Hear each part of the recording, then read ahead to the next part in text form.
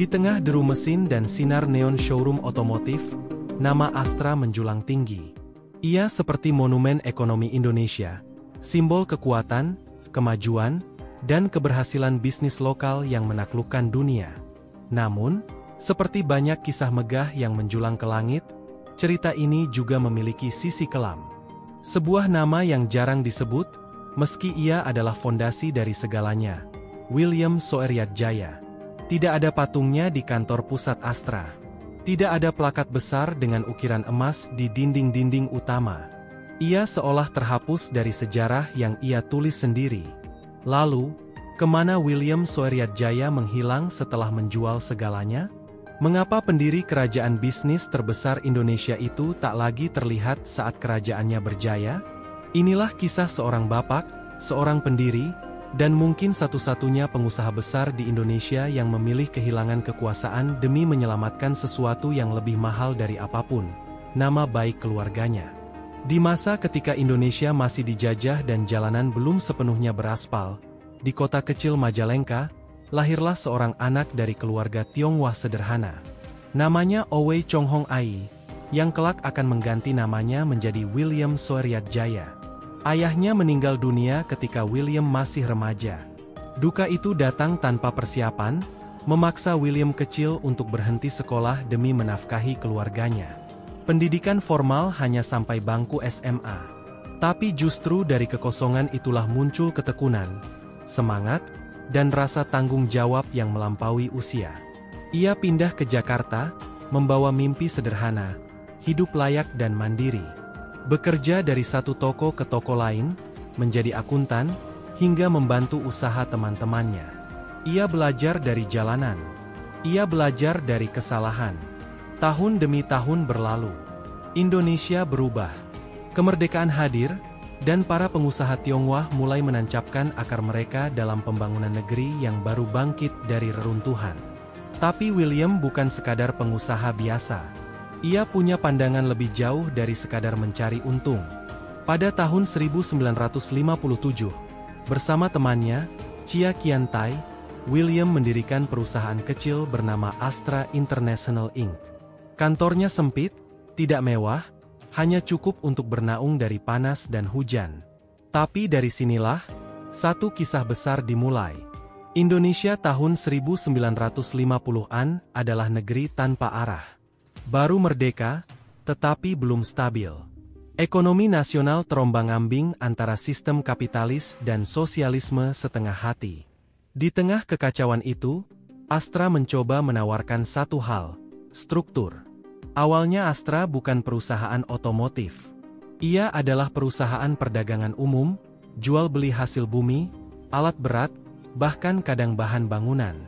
Tapi William punya naluri bisnis yang tak biasa. Ia membaca arah zaman, dan arah zaman itu menunjuk ke jalan raya. Pada awal 1960-an, Astra mulai masuk ke dunia otomotif. Mereka menjadi distributor resmi mobil Toyota dan motor Honda di Indonesia. William tahu, jika ekonomi tumbuh, rakyat akan butuh mobilitas. Dan ia bertaruh pada masa depan yang belum tentu datang. Ia membangun jaringan distribusi, membuka pelatihan mekanik, dan bahkan mempelopori sistem kredit kendaraan. Visi William bukan menjual kendaraan, tapi membangun ekosistem. Dari produksi, distribusi, hingga layanan purna jual, semua ia rancang seperti arsitek yang menggambar kota. Saat krisis politik dan ekonomi menghantam negeri ini, banyak bisnis runtuh. Tapi Astra tetap tumbuh. Perlahan namun pasti, Astra menjadi sinonim dari mobil rakyat, truk pengangkut, hingga alat berat yang menggali tanah-tanah di Kalimantan. Pada akhir 1970-an, Astra telah memiliki ribuan karyawan, puluhan anak usaha, dan jaringan distribusi yang menjangkau seluruh Nusantara. Di belakang semuanya, ada William Soeryatjaya, pengusaha yang lebih senang bekerja dalam diam daripada tampil di depan kamera. Namun, kekuatan yang tumbuh terlalu cepat seringkali tidak stabil. Dan badai pertama belum benar-benar datang. Tahun 1980-an adalah masa keemasan Astra. Perusahaan ini berkembang ke sektor perbankan, asuransi, perakitan mesin, dan bahkan perkebunan. William dikenal sebagai bapak industri Indonesia. Ia bukan hanya pebisnis, tapi tokoh panutan, terutama di kalangan etnis Tionghoa. Karyawan mencintainya. Banyak yang mengaku bahwa William hafal nama-nama mereka satu persatu. Ia dikenal sebagai pemimpin yang tidak sombong.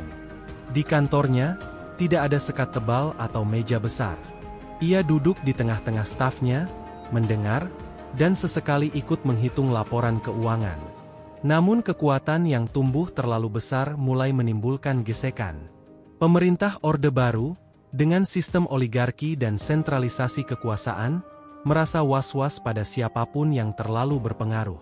Dan William, meski bersahabat dengan banyak petinggi, bukan bagian dari lingkaran dalam. Pada saat bersamaan, anaknya, Edward Soeryatjaya, mendirikan Bank Summa, sebuah bank swasta yang juga tumbuh pesat. Tapi dunia perbankan lebih liar dari dunia otomotif. Ia seperti lautan dalam, penuh badai, dan Edward, meski cerdas, tidak mewarisi seluruh kehati-hatian ayahnya. Masalah pertama muncul dari pinjaman yang terlalu besar kepada satu kelompok bisnis. Ketika kelompok itu gagal bayar, neraca keuangan Bank Summa mulai goyah. Badan pemerintah mulai curiga, publik mulai panik, dan sentimen anti-konglomerat mulai menguat. William tidak tinggal diam. Ia tahu bahwa ini bukan sekadar masalah bisnis. Ini soal nama keluarga. Ini soal kehormatan. Dan dari sinilah, keputusan paling ekstrim dalam hidup William Soeryatjaya dimulai. Tahun 1992, tanpa banyak berita besar, William Soeryatjaya menjual seluruh sahamnya di Astra. Ia melepas semua yang ia bangun selama puluhan tahun hanya untuk satu alasan, menyelamatkan Bank Summa dari kebangkrutan. Uang hasil penjualan sahamnya digunakan untuk menutupi kerugian, membayar kewajiban kepada nasabah, dan menjaga nama baik anaknya. Tidak ada pesta pelepasan, tidak ada pidato perpisahan. William pergi begitu saja. Banyak yang tidak mengerti. Mengapa seorang pengusaha sebesar itu rela mengorbankan segalanya?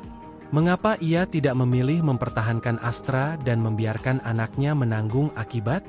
Jawabannya sederhana tapi mendalam, karena ia seorang bapak. Setelah penjualan itu, William perlahan menghilang dari publik. Ia tidak lagi hadir di konferensi, tidak lagi diwawancara. Namanya bahkan mulai menghilang dari sejarah Astra. Ketika Astra tumbuh makin besar, ketika kantor-kantor megah didirikan, dan ketika anak-anak muda mulai mengenal merek itu dari televisi dan baliho, mereka tak lagi tahu siapa yang membangunnya dari nol. Nama William Soeryatjaya seolah disimpan dalam laci. William Soeryatjaya meninggal dunia pada tahun 2010, dalam usia 87 tahun. Ia pergi dengan tenang, tanpa banyak pemberitaan. Hanya segelintir orang yang tahu, hanya sedikit yang mengenang. Namun warisannya tetap hidup. Astra International hari ini adalah salah satu perusahaan terbesar di Asia Tenggara. Ia menghidupi lebih dari 200.000 karyawan dan anak usaha di berbagai sektor. Tapi lebih dari itu, William mewariskan satu hal yang tak ternilai, integritas. Di dunia bisnis yang seringkali penuh tipu daya, William Soeryatjaya menunjukkan bahwa kehormatan masih mungkin dijaga. Bahwa menjadi kaya tidak harus berarti menjadi rakus. Bahwa menjadi besar tidak harus berarti menindas. Anaknya, Edward, tak pernah kembali menjadi bankir. Tapi keluarga mereka tidak pernah jatuh dalam kehinaan. Mereka memilih diam, dan membiarkan sejarah menulis sendiri maknanya. Bagi sebagian orang, William mungkin hanya nama yang lewat di buku sejarah. Tapi bagi mereka yang tahu, ia adalah simbol dari era ketika bisnis masih bisa dibangun dengan tangan kosong, dan kehormatan masih lebih mahal dari seluruh saham di dunia. Setelah William Soeryatjaya melepaskan seluruh kepemilikannya di Astra pada 1992, perusahaan itu memasuki babak baru, sebuah era industrialisasi besar yang lebih berorientasi pada ekspansi pasar dan efisiensi manajerial. Di tangan manajemen baru dan pemilik yang berbeda, Astra tumbuh menjadi raksasa korporasi. Namun, sesuatu telah berubah. Jika dulu Astra tumbuh seperti keluarga besar dengan nilai-nilai personal dari pendirinya, maka kini ia berubah menjadi mesin besar dengan kecepatan dan target yang terukur secara ekonomi. Efisiensi menggantikan empati. Struktur menggantikan naluri. Pada awal 2000-an, kepemilikan mayoritas Astra berpindah ke Jardine Matheson, sebuah konglomerasi multinasional berbasis di Hong Kong. Maka, untuk pertama kalinya sejak kelahirannya, Astra tidak lagi sepenuhnya dimiliki oleh bangsa Indonesia. Ini bukan soal nasionalisme semata, melainkan soal arah. Apakah Astra masih menjadi alat pembangunan negeri, seperti yang dulu dibayangkan William? Atau ia telah berubah menjadi sekadar alat investasi global yang bergerak atas nama laba? Ironisnya, saat perusahaan yang ia dirikan melesat semakin tinggi di tangan asing, William hanya menjadi penonton. Tak lagi punya wewenang, tak lagi punya saham, dan tak lagi dipanggil untuk didengar. Ia menjadi seperti hantu dari masa lalu, dikenal oleh yang tua, dilupakan oleh yang muda. Mereka yang masih mengingat William dalam tubuh Astra adalah para karyawan lama, para mantan eksekutif yang masih menyebut namanya dengan hormat. Tapi sejarah korporat tak menulis dengan tinta emosi. Ia hanya mengenal angka, grafik, dan akuisisi. Beberapa orang mencoba mengembalikan cerita William ke ruang publik, menulis buku, membuat biografi, bahkan menyelipkan kisahnya ke dalam seminar kepemimpinan. Namun narasi dominan sudah berganti. Kini Astra bukan lagi cerita tentang pengorbanan, melainkan tentang pertumbuhan dan daya saing. Dan William, sang penggagas, tetap tak muncul. Ia memilih untuk tidak melawan arus. Ia tahu bahwa sejarah akan menilainya kelak, dengan diam, bukan dengan pekik. Meski telah melepaskan semua yang ia miliki, William Soeryatjaya tak benar-benar hilang. Ia tidak pensiun total. Di balik layar, ia tetap aktif membantu masyarakat, mendirikan yayasan sosial, dan memberi beasiswa kepada anak-anak dari keluarga tak mampu. Tapi seperti biasa, ia tak pernah ingin disebut-sebut. Salah satu kontribusi paling berpengaruhnya adalah pendirian Yayasan William Soeryatjaya, yang bergerak di bidang pendidikan dan sosial.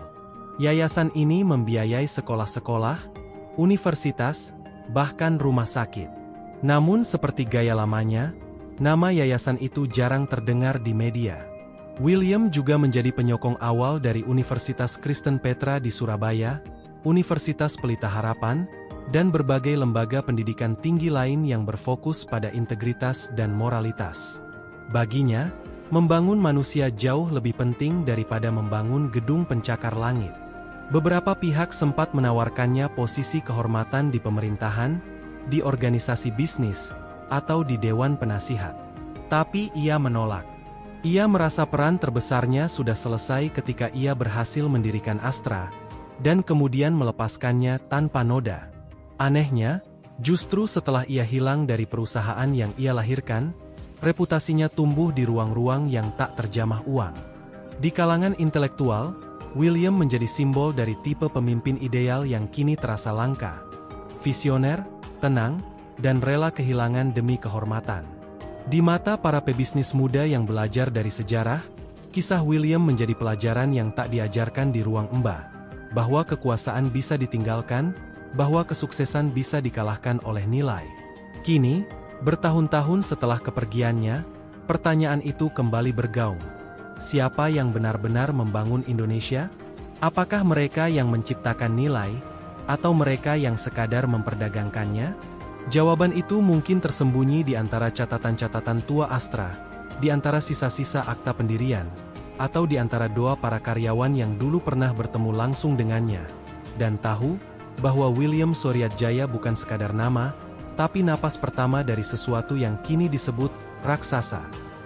Di antara gedung-gedung tinggi Jakarta, di balik kaca kantor-kantor mewah, ada nama yang jarang disebut, tapi bayangannya menyelimuti semua.